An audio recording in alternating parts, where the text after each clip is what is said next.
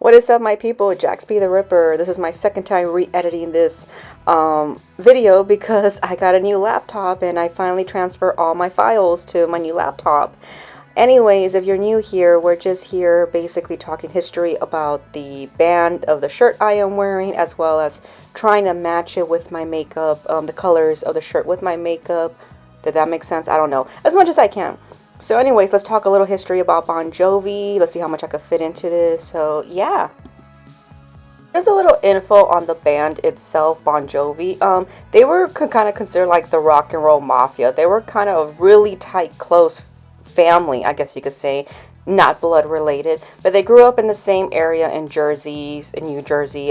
So they kind of like knew each other through a friend or from high school or whatever. So they kind of been having that long-term bond for a while. So let's start with the star of the show. Jon Bon Jovi was raised by a barber and an ex-Playboy model who eventually turned florist. His mother was really invested in her children, so whatever kind of, well, I would say both the parents were. So whatever kind of dreams they had, right away they would like start them young. So obviously, Jon was like getting into music at an early age. So at 7 years old, he got his first guitar from his mom. There was also rumors or saying that supposedly the family was blood related to Frank Sinatra. I don't know how true that is. I couldn't really find how to prove that. Like, no DNA test here. So, but regardless, like, eventually the dream kind of like fell through for Jon, because he would go to music classes, play these beats that he hated, and he kind of just like gave up on guitar for a while and went straight into sports. I remember going to guitar lessons at a music shop where the man was smoking a pipe and he'd often nod off while you were playing the little scales that would just drive a 7-year-old crazy, and you weren't learning anything, and it seemed so boring. The way Jon got reinvested in music and playing guitar again is because when he had said many times in many interviews that when he would listen to music, he loved the lyrics, he loved the storytelling, and that's what he wanted to do. So he picked up the guitar again when he was in his teens, and he found a new music teacher, and this one was a lot more firm. He'll give Jon notes to play, and of course Jon was stubborn and wouldn't do it. And when he'll come back to the shop or whatever and play, the teacher would notice he sucked, and he told Jon straight out, "Don't waste my time or I'll kick your ass." That's the way how teaching goes.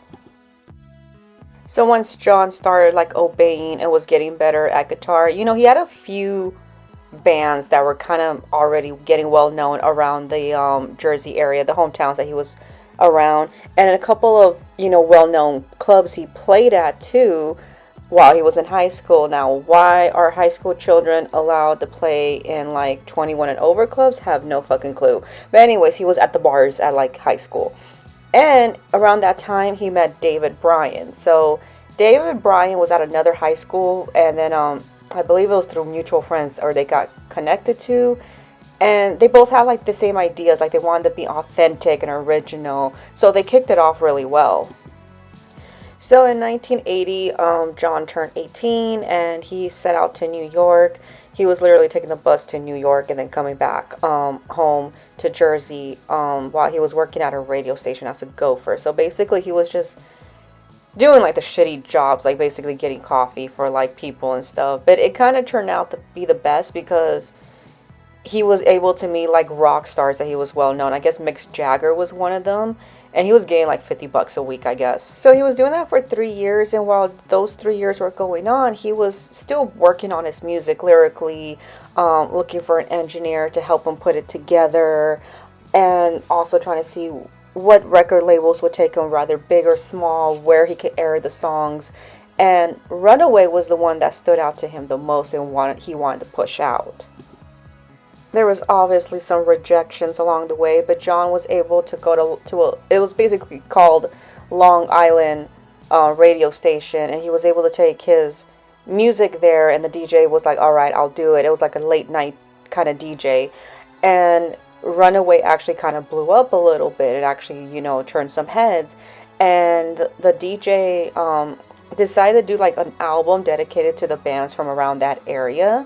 and Runaway was on there, and you know, other record labels and other people, like it kind of blew outside the New York area, I guess, and people were loving it. John hit up David Bryan again after a few years because since him going to New York and stuff, they weren't playing in the same band anymore. Which, by the way, John didn't have a band while he made Runaway. It was all like people he could get or whatever, right?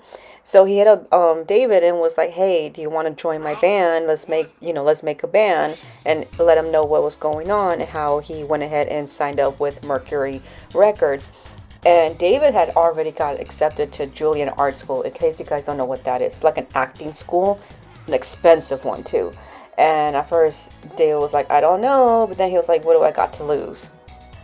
Okay, this dude's name is so hard. It's like a tongue twister, but John brought in the bass player Alec John Such. I'm just going to call him Alec. Nothing more. And he brought in Tito, and eventually Richie came in because he knew Alec. Richie Sambora was already kind of doing okay for himself. Like, he was already with his own band called Message, and they had like an album called Lessons. And not only that, he was under Swan Records, I believe, that was owned by Led Zeppelin. So he was doing pretty good. And Alec had invited him to see Bon Jovi play before they called themselves Bon Jovi, I guess. And Richie just fell in love with the band. He was like, "I'm going to be in that band." Richie basically goes backstage and goes and talks to John and basically says, "Hey, I'm going to be in the band." It's basically he did like a vocal resume with John, and John was like, "Oh, this guy's going to get on my nerves." So Doc McGee took over managing Bon Jovi. He's already known for like managing like Motley Crue, and he pretty much like pushed them to like go with the name Bon Jovi because they didn't have a name. It was already what the song Runaway was on anyways, and nobody really wanted to go for that name, especially John. But Doc made a point, as well as a few other people. They're like, "Well, look at Van Halen, how well it did that for the group." Doc really wanted to like concentrate on Bon Jovi, on getting them out there more internationally, because they had already made it big in Japan, and sometimes that kind of like happens with bands where they'll break out either like in Europe, Asia first before coming to the US and like breaking out there. So that's where he really wanted to take them first. So the band got a contract and everything. You would think, life is great, but no. Tico and Alec were married, and it was like, the schedule and everything was like interfering with their marriage, and eventually Tico ended up getting a divorce, and John broke up with, or should I say his girlfriend broke up with him of like 4 years, and then he shortly went off and dated Diane Lane, who is still to this day a really well-known actress. And the next album that they were working on was like pure fucking heartache. Like, kind of think of it like early emo. On the second album, everybody had girl trouble or something. It was like, it was a very depressing record. The point of view was so bad at that point. It's just, you read the lyrics and you want to cry. Alright, enough of the heartache shit. I'm just getting over one. I don't need to be reminded of my shit right now. So anyways, their second album went gold, but however, it didn't turn heads. Richie had said that, and they think it's probably because they were still learning their craft. You have your whole life to do the first one, and then the second one is like you're still learning, is kind of what he said. John had went back to Jersey, and he wanted his ex-girlfriend Dorothea back, and she fell for it. She went back for him, and they've been married until this day. And they eventually end up going to Vancouver, the band. I don't know why. I many interviews I've seen don't know what was the real reason why they went to Vancouver, but they got the inspiration of doing their next album, more like on the concept of a strip club, or just more of that kind of adult entertainment kind of life, like fun. The album title they got was Slippery When Wet, was because like basically like the strip club they were at, the girls were kind of doing like a shower kind of thing, and they were kind of like just taking a shower on stage. I don't know, it's like kind of weird how they explain it, but if I remember correctly, and I was trying to find interviews on this and I couldn't find it anymore, the original Slippery When Wet cover album had like a pink border, and they were so pissed about that, and I couldn't find it anywhere. I just thought that shit was funny to think about that. And now it's like so many bands will do that and they just don't give a fuck anymore. But it's so funny how like times change, and like back then they like really cared about that, but yet they were fucking wearing makeup. Okay, so anyways, I just thought I would point that out. But anyways, like eventually for like the cover album and everything, they were gonna use like one of their girlfriends, like the band's girlfriends, but none of them had like that big chest that they needed with the wet shirt and everything, and they were able to find a model, and they went ahead and booked her. But sure as hell, this album blew up dramatically. Like, it was like a ridiculous amount that they were selling. I believe it was like 1 million in 1 year, I think that they were saying. And you know, the records or the cassettes, whatever it was at that time, it couldn't stay on the shelves or anything. But probably because it was just more uplifting, because like the last one was really depressing. It's all about heartache. In the summer of '86, Slippery When Wet slid straight to the top. It was hard to get the records out and pressed and everything else because we didn't plan on it. I mean, I think they shipped 40,000 records of Slippery When Wet or something. So when it was hitting, you know, they were just pumping records out. So with the fourth record coming along, they said that they really felt like rock stars, the band I mean, that they really finally felt like they made it there. And with the fourth album, you know, they decided to just call it New Jersey, and it had like a bunch of hits like Bad Medicine and Lay Your Hands on Me and Born to Beat It My Baby, which is like my favorite. So they were a success and everything. However, this is where it's like, you know, starts taking a turn. They were on tour for probably like 16 months, and John's voice was getting really strained. Like, it was going through a lot. Like, he had to take steroids for it, and it caused him to be puffy. And I don't know if you ever seen that, when people take steroids, like, it's not always these big bulky guys. It's like sometimes they look just puffy and fat. And you know, he was getting like hit by the media by that, you know, where they were just making fun of him. He got hit by the media pretty hard too, because, you know, they just didn't like the fact that there was like a good looking rock star, I guess. They wanted like the traditional like drug addict that they could attack easily more. But the steroids were also giving him like fevers. That's the thing, is sometimes he'll make him throw up, and he'll be like at a show, and then when he'll be done, he'll go throw up, or he'll throw up beforehand. So it was like really heartbreaking for him, and sometimes Richie will have to help him with the vocals. My theory is, you know, if you're going to run with the big dogs, you can't piss like a puppy. You know, you have to go do it.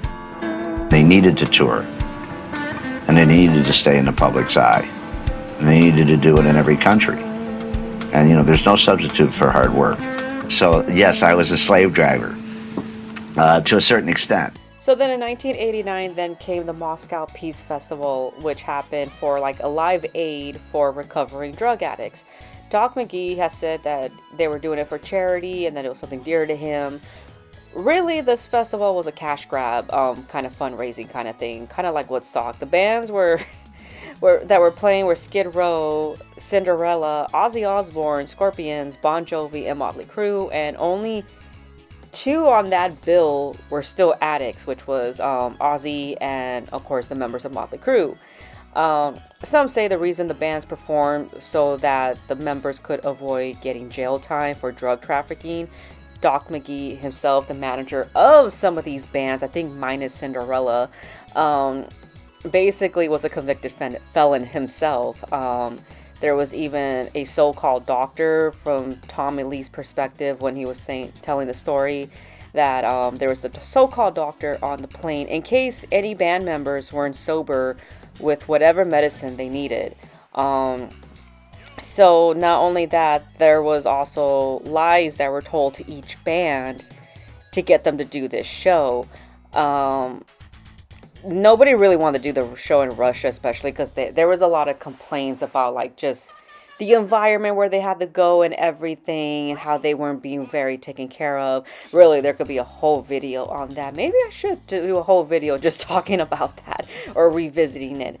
But yeah, there's a lot going on there. And the lies, there was a lie to each band to get there, as I was saying.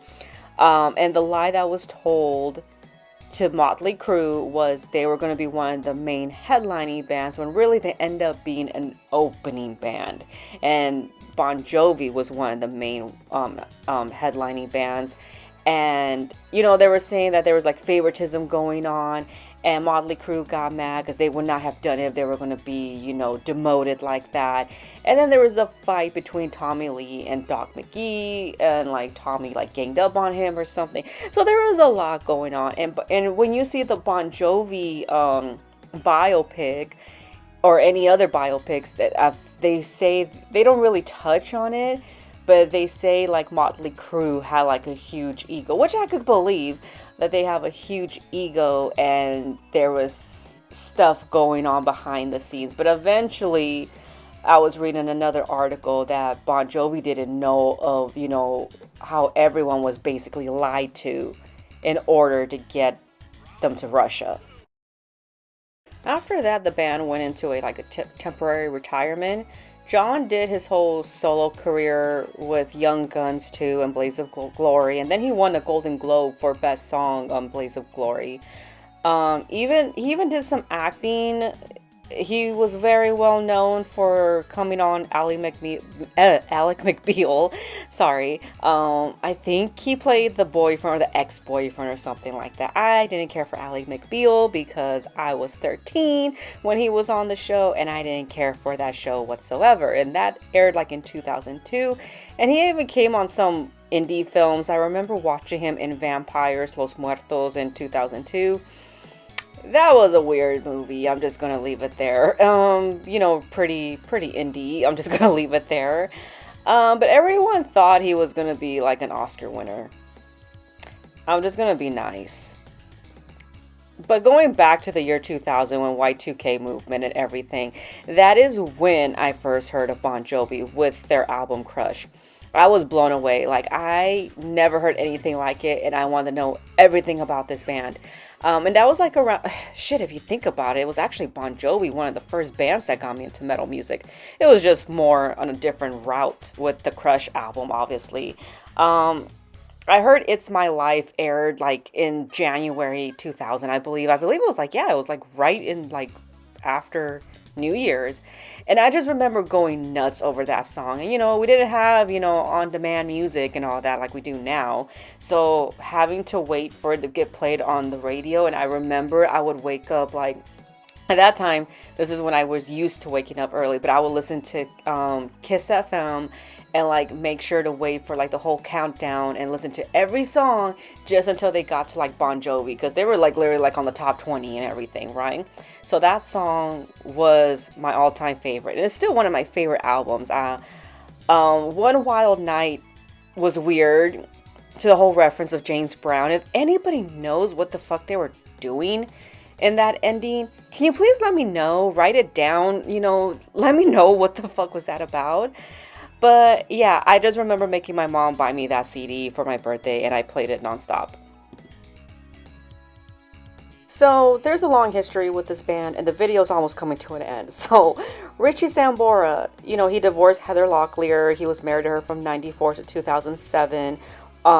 They both got divorced, and he started dating Denise Richards, who was good friends with Heather Locklear.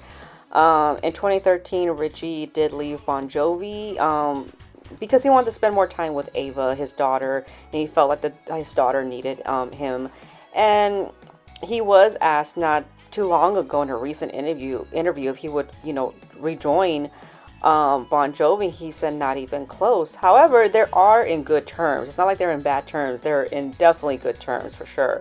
Bon Jovi has done very well. They sold over 130 million records and still keep selling, still keep making music, and they still the guy still sounds great live. Like the recent videos I've seen of him perform, he's still great. But now with the power of like, you know, TikTok and stuff like that, oh, there is dark stories coming out about the guy. You could do the research yourself. I've heard from a couple people personally that John has a huge ego. That's all I could tell you. But anyways, yeah, there's a lot more I could say about the band, but to tell you the truth, a lot of it is just like their 2000s were kind of boring, and so were the 90s. So I think their most fun times were in the 80s for sure. But regardless, they're still making great music. And yeah, I hope you guys like this video, and hope you guys liked my shirt, the Slippery When Wet shirt. I'll leave the link where I got it from and everything. So anyways, y'all take care of your vaginas. Have a bonerific day.